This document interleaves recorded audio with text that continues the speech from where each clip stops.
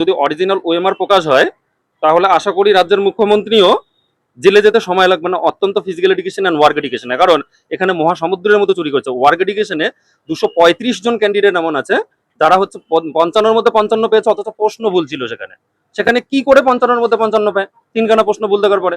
Physical এডুকেশনে same, 5খানা প্রশ্ন ভুল, সেখানে হচ্ছে 55-র মধ্যে 55 কি করে পায়? তো এরা কি স্কুল সার্ভিস কমিশন দেখে না?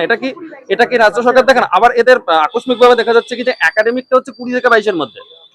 তাহলে এদের তো আমাদের খুঁজে খুঁজে বের করতে হবে। কারণ আমরা তো ভবিষ্যতে যদি কোনোদিন টিচিং প্রফেশনে যদি আমরা আসি বা যদি আমরা এসএসসি পরীক্ষা পাশ করতে চাই, তাহলে তো এদের কাছে আমাদের কোচিং নিতে হবে। আমরা বারংবার বলেছি যে আমাদের সেদিন যারা এলো এরা আশা করছি টিচার হওয়ার কোনো যোগ্যই না। যেটা আমাদের সুদীপ্ত স্যার একটু আগে বললেন যে টিচার হওয়ার যোগ কি করে? আইন তো আইন যা বলবে আমরা তো মাথা পেতে নেবো। আমরা আইনে কেন এসেছি? সঠিক বিচার পেতে এসেছি। তো আমরা যদি আইনের প্রতি ভরসা রাখতে পারি তাহলে তারা কেন পারবে না? তার মানে কি তাদের ওএমআর গুলো কি মানে সাদা আছে?